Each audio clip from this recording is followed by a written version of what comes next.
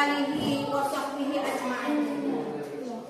Puji beserta syukur mari sama-sama kita panjatkan kehadiran Ilahi Rabbi yang mana pada hari ini Allah telah memberi kesempatan kesehatan kepada kita untuk melanjutkan acara diseminasi modul 1/4 budaya positif.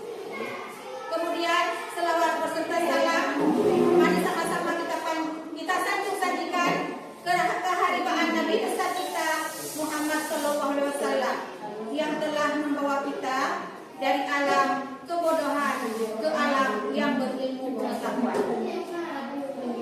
Sekarang Bapak Ibu, coba Bapak Ibu perhatikan.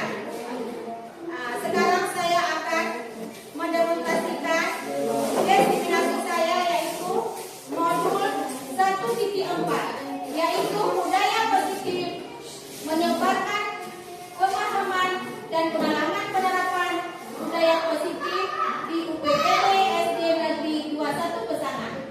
Saya sendiri CGP Garnawati SPD Calon Guru Penggerak Angkatan 11 Hasan Bidun 23 Agustus 2024.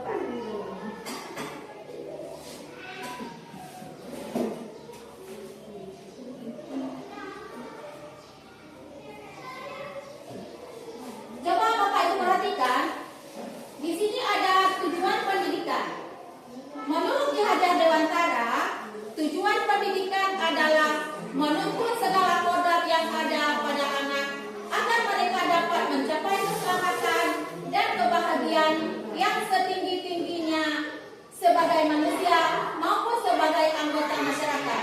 Oleh sebab itu, pendidikan itu hanya dapat menuntun tumbuh atau hidupnya dengan kekuatan kodrat yang ada pada anak-anak agar dapat memperbaiki lakunya, bukan dasarnya hidup dan tumbuhnya kekuatan kodrat pada anak. Di sini Bapak Ibu, pendidikan yang menurut Ki Hajar Dewantara bertujuan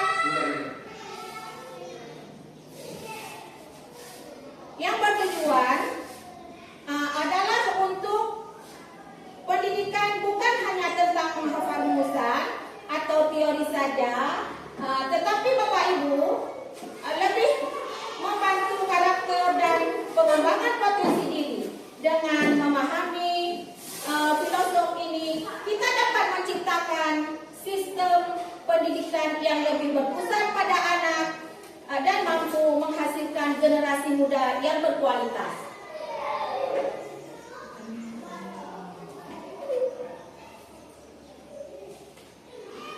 Sekarang coba Bapak Ibu perhatikan tentang budaya positif. Budaya positif di sekolah itu yaitu nilai dan kebiasaan di sekolah yang berpihak pada murid agar mereka dapat berkembang menjadi pribadi yang kritis, penuh hormat dan tanggung jawab sesuai dengan profil Pancasila. Budaya positif di sini Bapak Ibu, di sekolah yang berpihak pada murid adalah untuk membangkit siswa menjadi individu yang berpikir kritis. Kemudian dengan menciptakan lingkungan yang aman, mendorong pembelajaran aktif dari guru untuk memiliki peran sebagai fasilitator.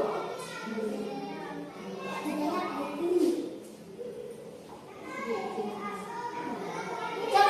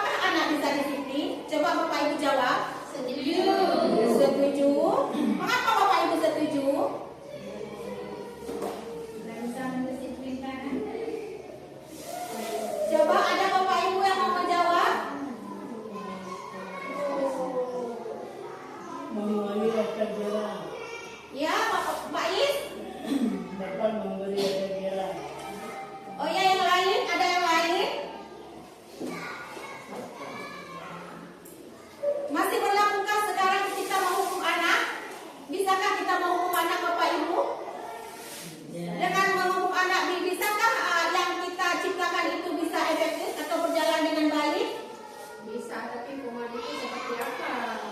Iya, contohnya anak tidak membuang sampah di tempat sampahnya. Apakah itu cocok kita hukum atau kita memberi arahan untuk anak supaya anak bisa menabung sampah di tempatnya sampah? Coba Bapak Ibu perhatikan yang kedua. Pemberian hukuman dengan hal positif seperti membaca atau membersihkan halaman sekolah dapat meningkatkan disiplin anak. Kemudian yang ketiga, memberi penghargaan dapat meningkatkan motivasi belajar anak. Cocokkah itu? Cocok ya. Tapi kita memberi penghargaan itu jangan melewati batas. Nanti anak terlalu manja. Kalau kita tidak memberi imbalan buat anak, kadang-kadang kita menyuruh anak menyuruh membuat PR. Kita bilang terus anak ya, kakak-kakak, abang-abang, besok kalian harus membuat PR. Kalau tidak siap, ibu tidak memberi atau kita membeli makanan buat anak. Jadi kalau kita tidak sesekali kita tidak memberi penghargaan buat anak, kadang-kadang anak menjadi malas karena mereka tergantung sudah terikat sekali dengan penghargaan dari kita. Jadi kita biasa-biasa saja Bapak Ibu. Coba. Kemudian di sini ada topik utama dalam budaya positif. Yang pertama, disiplin positif dan nilai-nilai kebajikan universal.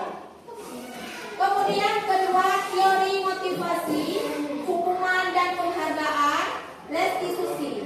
Kemudian yang ketiga ada keyakinan kelas. Bapak Ibu coba perhatikan. Yang keempat, kebutuhan dasar manusia. Yang kelima, ada restitusi 5 posisi kontrol. Yang keenam, restitusi segitiga restitusi.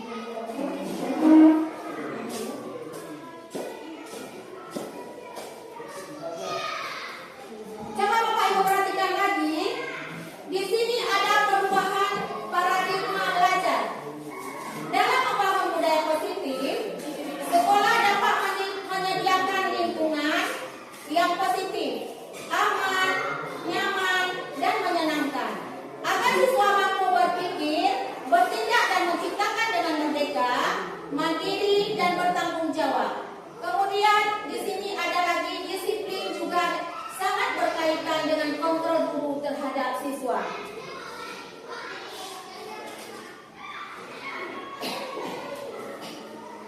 Coba Bapak Ibu perhatikan, disiplin adalah juga disiplin dan kontrol guru adalah dua hal yang saling berkaitan Bapak Ibu.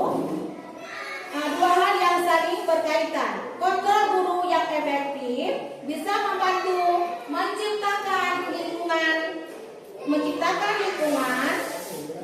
belajar yang kondusif dan mendorong siswa untuk berperilaku disiplin. Namun, kontrol ini harus dilakukan dengan bijaksana dan tidak dapat menghambat perkembangan siswa. Kemudian, coba Bapak Ibu perhatikan lagi, Anda dan teman Anda akan melakukan kegiatan. Cobalah buka. Tugas Anda adalah mengepal salah satu tangan Anda. Coba Anda bayangkan bahwa Anda menyimpan sesuatu yang sangat berharga di dalam kepalan tangan Anda. Anda perlu menjaga benda tersebut sekuat tenaga Anda.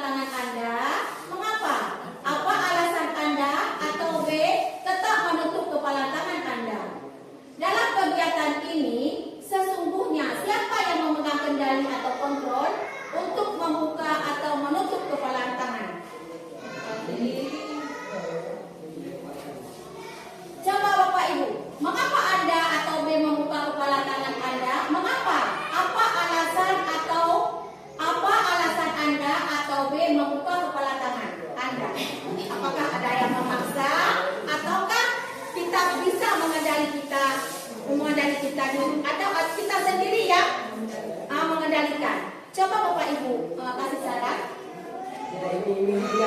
Iya, coba ada yang menanggapi, tolong Bapak Amna Umusna. Oh, iming-iming hadiah. Siapa yang mau hadiah?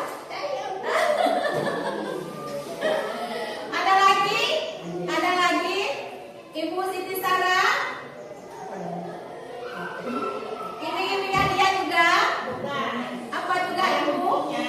Ada apanya? Iya. Oh gitu ya, buat nyakitin teman. Yang lain Pak Iskandar, buat Dani. Kontrol ya, kontrol ya. Langsung terbuka ya, karena ada bangunnya ya kan. Kemudian, apakah Anda atau B menutup kepala tangan Anda? Mengapa? Apa alasan Anda atau B tetap menutup kepala tangan Anda? Mengapa?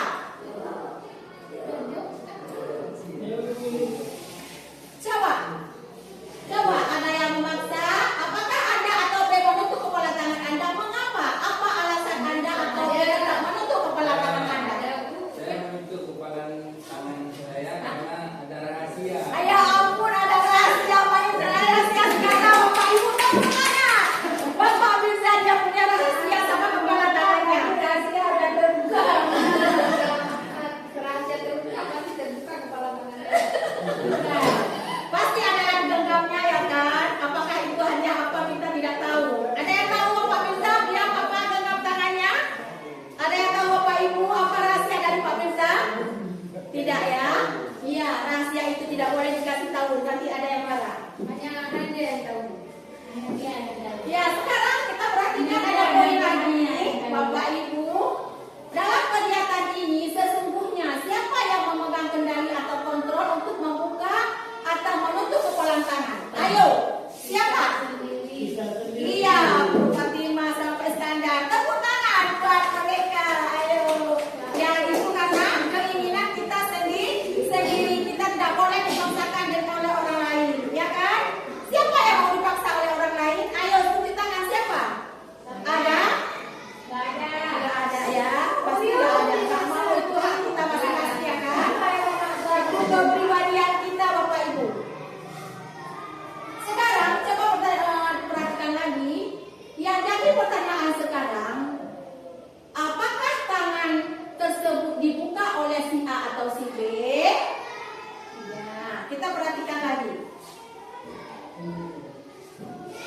Di sini perubahan paradigma teori kontrol, teori pilihan ilustrasi kontrol atau ilustrasi kontrol. Di sini Bapak Ibu coba perhatikan, Dr. William Glasser dalam kontrol teori yang kemudian hari berkembang dan dinamakan choice theory meluruskan beberapa miskonsepsi tentang makna kontrol. Yang pertama, ilustrasi guru mengontrol murid. Kemudian ada ilustrasi bahwa semua penguatan positif, efektif, dan bermanfaat. Kemudian ada lagi poinnya, ilusi bahwa kritik dan membuat orang merasa bersalah dapat menguatkan karakter. Yang ketiga, yang keempat, ilusi bahwa orang dewasa memiliki hak untuk memaksa.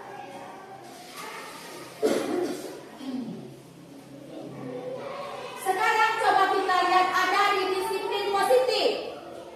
Teori kontrol, teori pilihan dari Dr. William Glasser. Di sini Anda tidak bisa mengontrol orang lain. Seperti tadi, hanya Anda bisa mengontrol diri Anda. Kemudian makna disiplin, belajar kontrol diri dengan menggali potensi kita agar tercapai tujuan mulia, yaitu sesuatu menjadi seseorang kita inginkan berdasarkan nilai-nilai yang kita hargai. Dari teori kontrol ini ada semua perilaku memiliki tujuan. Semua perilaku pasti memiliki tujuan. Kemudian ada model berpikir, menang, kolaborasi dan konsensus, menciptakan pilihan-pilihan baru. Kemudian ada realita kebutuhan kita berbeda. Kita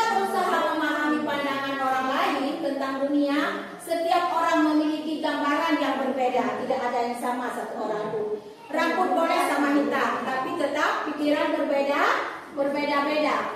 Dari semua perilaku memiliki tujuan. Apa itu tujuannya? Dari teori motivasi ini, yang pertama untuk menghindari hukuman, kemudian untuk mendapatkan imbalan, kemudian ketiga untuk menghargai diri sendiri.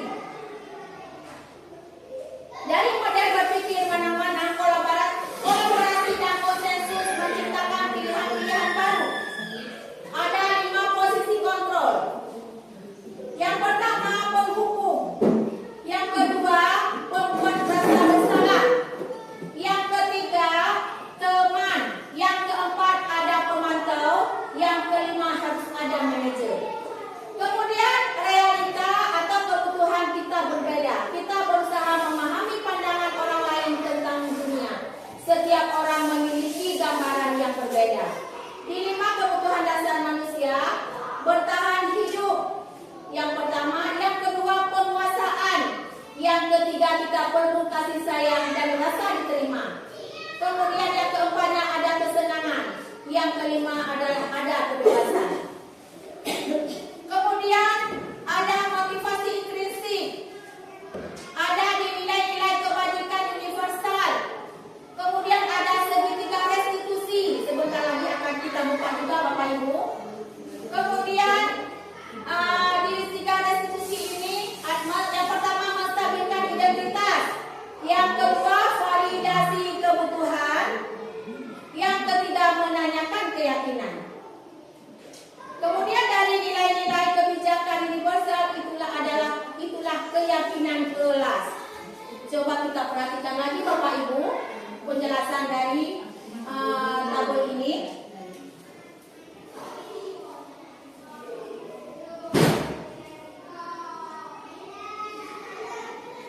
Sekarang kita lihat Bapak Ibu coba perhatikan lagi apakah makna disiplin. Coba Bapak Ibu perhatikan. Disiplin berasal dari bahasa Latin, yaitu disiplina, yang berarti belajar. Disiplin mengacu pada disiplin diri yang memiliki tanggung jawab terhadap apa yang dilakukannya, berdasarkan nilai-nilai yang diyakininya. Disiplin diri membuat orang menggali potensi menuju sebuah tujuan. Sesuatu yang dihargai dan bermakna. Namun dalam budaya kita, makna kata disiplin telah berubah menjadi sesuatu yang dilakukan seseorang pada orang lain untuk mendapatkan kepatuhan dan memiliki kecenderungan. Ketidaknyamanan serta sering dihubungkan dengan tata tertib yang berkaitan dengan sanksi dan hukuman bagi yang melanggar.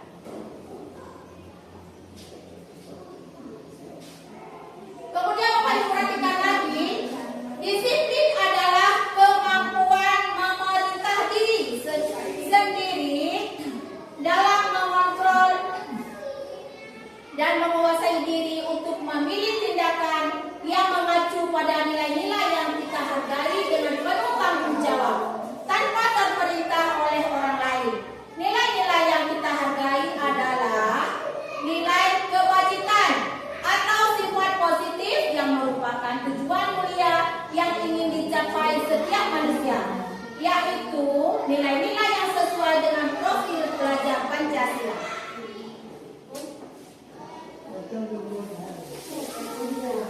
Kemudian perhatikan lagi Bapak Ibu, tidak ada yang bicara sebentar Bapak Ibu. Berarti disiplin itu adalah aturan. Dan apakah benar? Di sini sudah dicetak kali, yaitu berarti disiplin itu adalah bukan aturan, tapi kontrol diri. Disiplin adalah kontrol. Coba Bapak Ibu perhatikan lagi nilai-nilai kebajikan universal. Universal ini bersifat umum.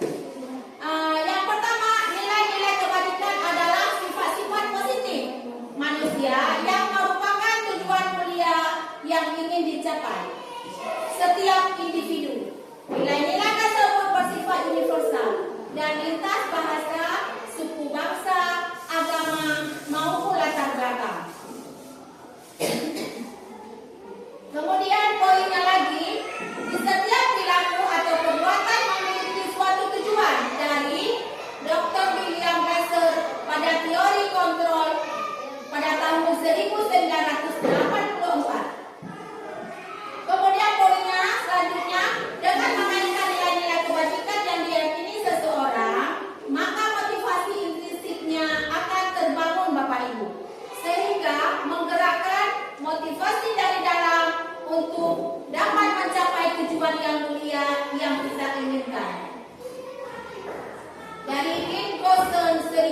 398. Kemudian poin selanjutnya, nilai-nilai kebajikan yang ingin dicapai oleh setiap anak Indonesia kita kenal dengan profil pelajar Pancasila. Yang pertama, beriman, bertakwa kepada Tuhan Yang Maha Esa, dan berakhlak mulia. Kemudian yang kedua, mandiri. Yang ketiga, bernalar kritis. Yang keempat, berkebinekaan global. Yang kelima, bergotong royong. Dan yang keenam adalah kreatif. Sekarang kita perhatikan lagi, ada teori motivasi, hukuman, dan penghargaan restitusi. Sebagai seorang pendidik, saat Anda perlu hadir di suatu pelatihan, motivasi apakah yang mendasari tindakan Anda? Coba perhatikan Bapak Ibu, apakah Anda hadir karena tidak ingin ditegur, atau pihak panitia, atau pengawas Anda, dan mendapatkan surat teguran, atau menghindari dari ketidaknyamanan dan hukuman? Apakah begitu Bapak Ibu? Apakah Anda hadir karena tidak ingin ditegur? Gitu Bapak Ibu? Ya? Tidak. Itu karena apa juga? Karena itu keinginan kita sendiri, motivasi dalam diri kita sendiri Bapak Ibu.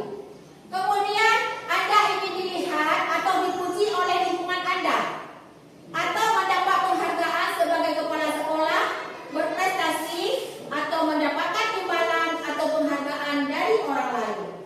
Kemudian poinnya lagi, Anda ingin menjadi pembelajar sepanjang hayat, menjadi orang yang berusaha dan bertanggung jawab, serta menghargai diri Anda sendiri sebagai teladan bagi murid-murid Anda, guru-guru Anda, serta lingkungan Anda, karena Anda percaya tindakan Anda sebagai pemimpin pembelajaran akan jadi panutan oleh lingkungan Anda, atau menghargai nilai-nilai kebajikan diri kita sendiri.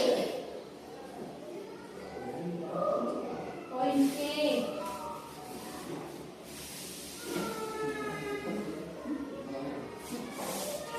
Manakah motivasi yang paling kuat mendasari tindakan Anda atau tindakan Bapak Ibu? Coba lihat dulu Bapak Ibu. Manakah motivasi yang paling kuat? Yang mana? Poin yang terakhir Bapak Ibu. Ya.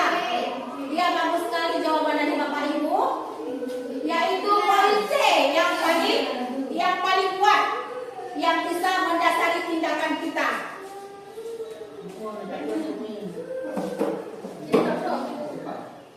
Sekarang perhatikan teori motivasi perilaku manusia. Di sini untuk yang pertama, menghindari ketidaknyamanan atau hukuman. Apa yang akan terjadi apabila saya tidak melakukannya? Itu motivasi eksternal Bapak Ibu. Jadi motivasi eksternal ini adalah motivasi dari luar. Yang namanya eksternal, luar, dari luar. Apakah nanti kita melakukan sesuatu karena diberi hadiah? Gitu Bapak Ibu. Sekarang yang poin 2, untuk mendapatkan imbalan dari orang lain atau institusi, apakah yang akan saya dapatkan apabila saya melakukannya? Jadi tadi kan kita mengharapkan sebuah imbalan. Yang poin kedua, untuk mendapatkan imbalan dari orang lain atau institusi, apa yang akan saya dapatkan apabila saya melakukannya? Itu tentu kita mengharapkan sebuah imbalan itu Bapak Ibu. Yang ketiga, untuk menghargai diri sendiri. Saya akan menjadi orang yang seperti apa bila saya melakukannya. Ya, itu dari minat dari kita sendiri. Kita tidak mengharap apa saja dari luar. Itu termotivasi dari dalam hati kita sendiri. Sekarang merdeka. Merdeka ini menurut Ki Hajar Dewantara. Coba perhatikan, merdeka itu artinya tidak hanya terlepas dari perintah, akan tetapi juga cakap buat memerintah diri sendiri. Berarti kita harus memerintahkan diri kita sendiri. Kemudian coba perhatikan Bapak Ibu, nanti pertanyaan dari saya Bapak Ibu tidak bisa menjawab.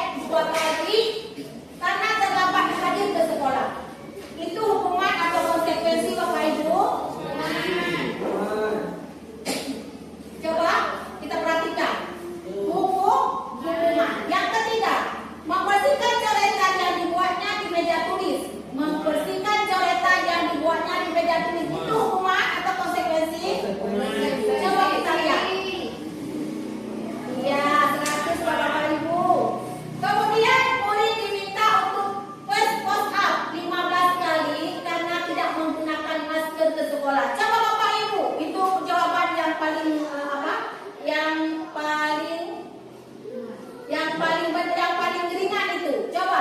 Hukuman. Langsung bisa kita lihat ya. Coba kita perhatikan. Oke, coba kita perhatikan. Iya, hukuman Bapak Ibu ya kan? Kemudian mematikan kertas tugas teman yang telah dicoret-coret. Konsekuensi. Coba kita perhatikan konsekuensi ataukah hukuman itu. Mematikan kertas. Iya, ya benar sekali Pak Iskandar. Sama-sama Bapak Iskandar. Oke, sekarang bertemu di lapangan basket pukul 12 siang karena mengobrol dengan teman. Apa itu konsekuensi agama? Hukuman. Iya, hukuman. Benar sekali Bapak Ibu. Kemudian, murid diminta bertelanjang kaki sepanjang hari karena tidak menggunakan sepatu warna hitam sesuai peraturan sekolah. Coba kita perhatikan hukuman atau konsekuensi. Konsekuensi. Coba, ayo, hukuman. Kemudian berdiri di depan kelas sambil mengangkat kaki satu karena tidak bisa menjawab pertanyaan. Iya, itu hukuman. Nah, sekarang Bapak Ibu sudah mengerti tentang bagaimana yang dikatakan dengan hukuman atau konsekuensi, ya kan Bapak Ibu? Iya. Oke, sekarang kita lanjutkan. Jelaskan. Nanti Bapak Ibu tidak sambung dulu yang lama. Sekarang perbedaan hukuman dan konsekuensi di sini sudah jelas-jelas kita lihat. Yang pertama coba perhatikan dulu. Ada hukumannya dan ada konsekuensinya. Sekarang kita lihat perbedaan antara hukuman dan konsekuensi. Yang pertama, sesuatu yang dari hukuman, sesuatu yang menyakitkan harus terjadi. Nah, kita suka kali kalau yang namanya yang menyakitkan hati orang lain, kita suka sekali yang membuatnya, ya kan? Kemudian membuat anak sakit fisik maupun hati untuk jangka waktu yang lama. Kemudian dari hukumannya lagi ada anak membenci kedisiplinan. Kemudian ada paksaan. Kemudian mendorong anak menyakiti diri sendiri dari hukuman ini semua. Kemudian ada konsep diri yang buruk. Kemudian anak belajar untuk menyembunyikan kesalahan. Kemudian marah, rasa bersalah, dipermalukan, merasa tak dihargai.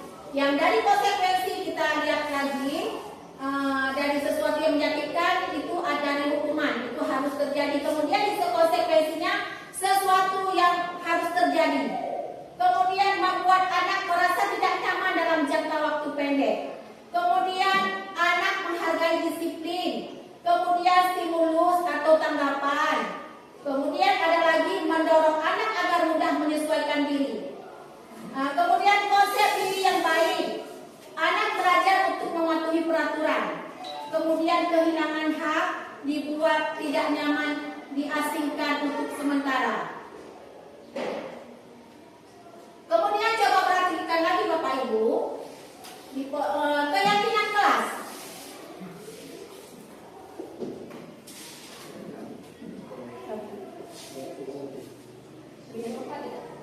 Mengapa tidak peraturan saja? Mengapa harus keyakinan kelas? Perhatikan Bapak Ibu.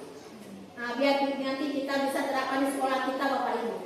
Poin pertama, mengapa kita memiliki peraturan harus menggunakan helm bila mengendarai kendaraan roda 2? Kemudian, mengapa kita memiliki peraturan 3M? Apa itu 3M? Menggunakan masker, mencuci tangan, dan menjaga jarak 1,5 meter. Kemudian, mengapa kita memiliki peraturan harus datang tepat waktu pada saat mengikuti pelatihan? Untuk mendukung motivasi intrinsik ini, kembali ke nilai-nilai atau keyakinan-keyakinan lebih menggerakkan seseorang dibandingkan mengikuti serangkaian peraturan-peraturan. Nah, coba sekarang kita lihat keyakinan kelas. Keyakinan kelas adalah nilai-nilai kebajikan atau prinsip. Prinsip universal yang disepakati bersama secara universal. Lepas dari perbedaan agama, suku, negara, dan bahasa. Menurut Lawson 1998, suatu keyakinan akan lebih memotivasi seseorang dari dalam intrinsik. Seseorang akan lebih bersemangat untuk menjalankan keyakinannya daripada hanya sekedar mengikuti. Kemudian kita lihat lagi di sini ada budaya positif. Kemudian di lingkungan positif. Kemudian ada keyakinan kelas, yaitu dari peraturan kelas. Coba perhatikan Bapak Ibu, ada di sini ada peraturan dan kemudian keyakinan kelas atau nilai kebajikan yang dituju. Yang pertama, selalu kembalikan buku ke tempatnya. Kalau keyakinan kelas itu berarti tanggung jawab Bapak Ibu. Kemudian dilarang mengganggu orang lain dari peraturan. Dari keyakinan kelas, menghormati orang lain dan diri sendiri. Kita harus menghormati orang lain dan diri sendiri. Kemudian hadir di sekolah 15 menit sebelum pembelajaran dimulai. Dari keyakinan kelas berarti menghormati orang lain, komitmen pada tujuan atau berkomitmen. Kemudian dari peraturannya dilarang melakukan kekerasan.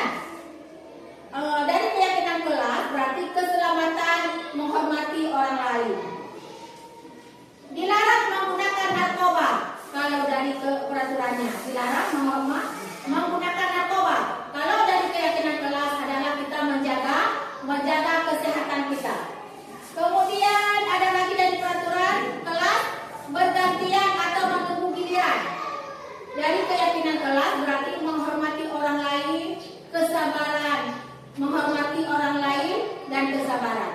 Kemudian menggunakan masker dari peraturan kelas. Dari keyakinan kelas berarti untuk menjaga kesehatan dan keselamatan. Di peraturannya lagi jangan berlari di kelas atau koridor. Dari keyakinan kelas berarti untuk menjaga keselamatan dan keamanan. Perhatikan lagi Bapak Ibu, pembentukan keyakinan kelas. Poin pertama, keyakinan kelas bersifat lebih abstrak daripada peraturan yang lebih rinci dan konkret. Kemudian, poinnya lagi, keyakinan kelas berupa pernyataan universal. Kemudian pernyataan keyakinan kelas senantiasa dibuat dalam bentuk positif. Keyakinan kelas hendaknya tidak terlalu banyak sehingga mudah diingat dan dipahami oleh warga kelas.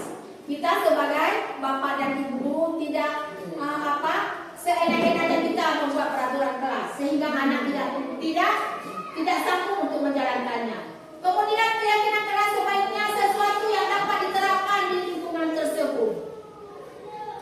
Kemudian semua warga kelas hendaknya ikut berkontribusi dalam penguatan keyakinan kelas lewat kegiatan curah pendapat dan bersedia meninjau kembali keyakinan kelas dari waktu ke waktu.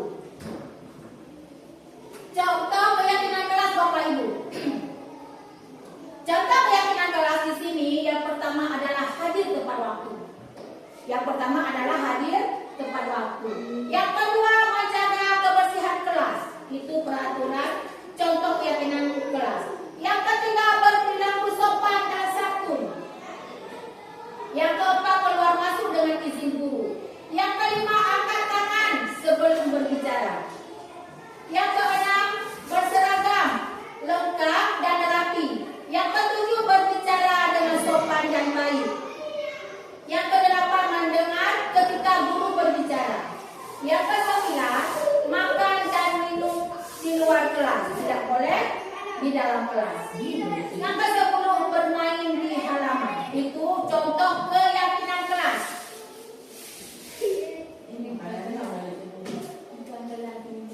Sekarang coba kita lihat lagi kebutuhan dasar manusia. Apa saja dari kebutuhan dasar manusia? Kebutuhan dasar manusia, coba lihat di dalam tabel ini. Yang pertama, kebutuhan dasar manusia adalah kasih sayang dan rasa diterima. Siapa yang tidak butuh kasih sayang, Bapak Ibu? Gak ada semua kita butuh kasih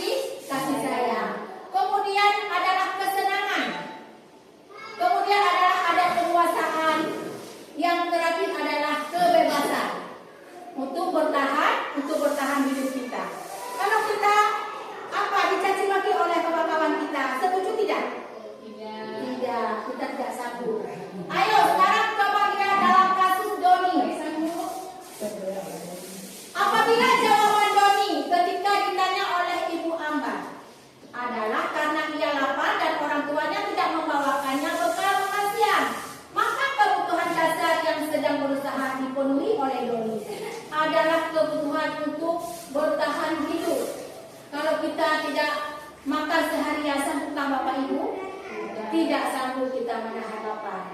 Coba. Kemudian ada lagi kasih sayang dan rasa diterima.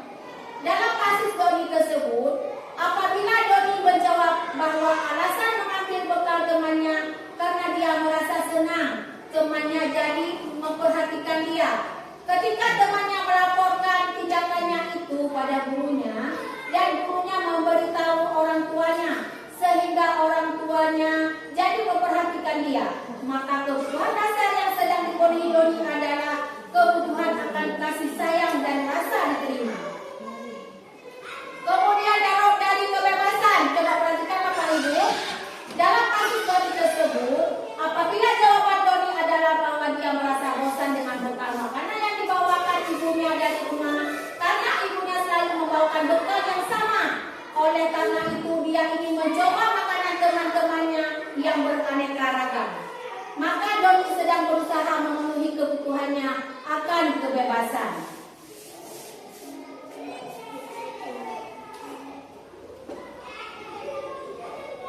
Kemudian dari kekuasaan, dalam kasus Doni tersebut, apabila jawaban Doni adalah dia merasa hebat karena temannya jadi takut dengan dia dan menuruti keinginannya, maka sebetulnya Doni sedang berusaha memenuhi kebutuhan dasarnya akan kekuasaan. Kemudian dari kesenangan Bapak Ibu, dalam kasus Doni tersebut, apabila Doni menjawab bahwa ia melakukan karena iseng saja dan ia menikmati ekspresi wajah teman-temannya yang kesal karena diambil makanannya dan menurut dia ekspresi teman-temannya itu lucu, maka berarti Doni sedang berusaha memenuhi kebutuhannya akan kesenangan. Kemudian restitusi 5 posisi kontrol. Coba kita lihat 5 posisi kontrol. Apa itu restitusi, Bapak Ibu? Coba Bapak Ibu perhatikan. Restitusi adalah proses menciptakan kondisi bagi murid untuk memperbaiki kesalahan mereka, sehingga mereka bisa kembali pada kelompok mereka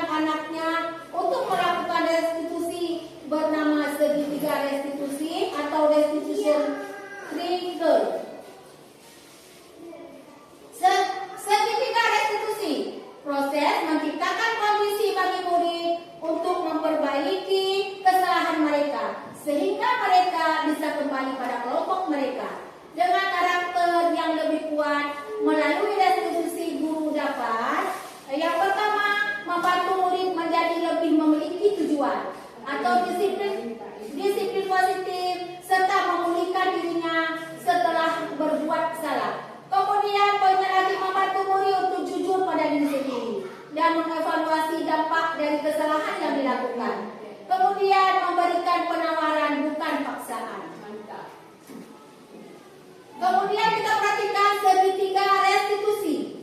Segitiga restitusi ini ada validasi tindakan yang salah dan menanyakan keyakinan, kemudian menstabilkan identitas. Ya, kamu tentu punya alasan mengapa melakukan itu. Kemudian adakah cara yang lebih efektif untuk mendapatkan apa yang kamu butuhkan? Kemudian nilai-nilai apa yang telah kita sepakati? Kemudian kamu ingin menjadi orang yang seperti apa? Kemudian setiap orang pasti pernah melakukan kesalahan. Itu menstabilkan identitas. Kemudian kamu bukan satu-satunya yang pernah melakukan ini. Tahapan segitiga restitusi. Menstabilkan identitas. Berbuat salah itu tidak apa-apa. Kemudian tidak ada manusia yang sempurna. Dan saya juga pernah melakukan kesalahan seperti itu. Kita bisa menyelesaikan ini.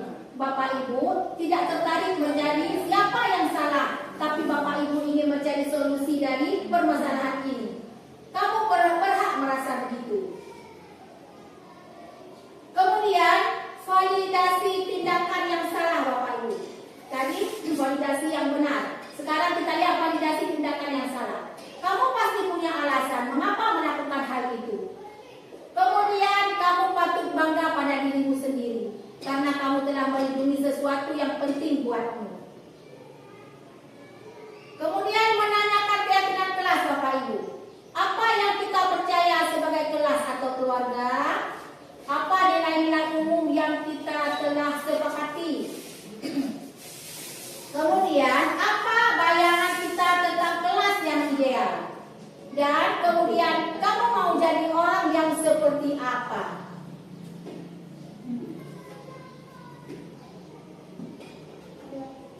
Sekarang kita melihat refleksinya, Bapak Ibu.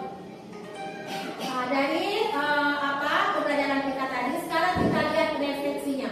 Yang pertama, hal baru apa yang mengubah paradigma saya, yang saya dapatkan. Kemudian perasaan apa yang muncul selama mengikuti sesi ini, khususnya mengenai makna disiplin dan motivasi intrinsik. Coba perhatikan, Bapak Ibu. Hal baru apa yang mengubah paradigma saya, paradigma Bapak Ibu ya. Coba perhatikan Bapak Ibu, nanti Ibu, Bapak Ibu ya, memberi tanggapan Bapak Ibu. Coba perhatikan sebentar. Dari refleksi dari pembelajaran kita tadi, sekarang kita mengambil refleksinya Bapak Ibu.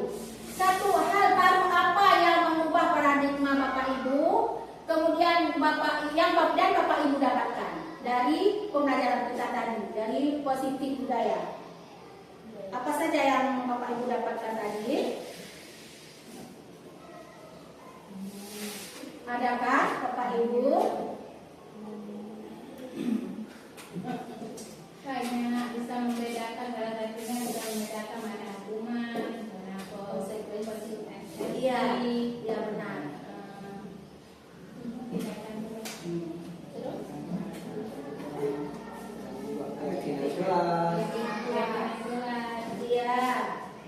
Guru dapat ketika memberi hukuman berarti nanti dia ada diberikan atau dipersilakan. Iya, diberi hadiah ya.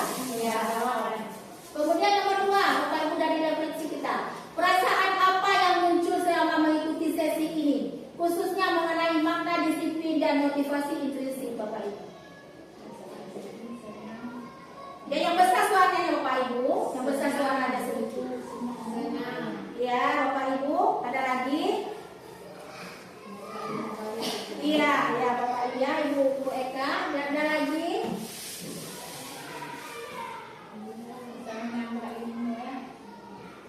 Ya, kemudian nomor 3, peran amal seperti apakah yang Bapak Ibu telah lakukan selama mengikuti modul ini? Ya, mantap.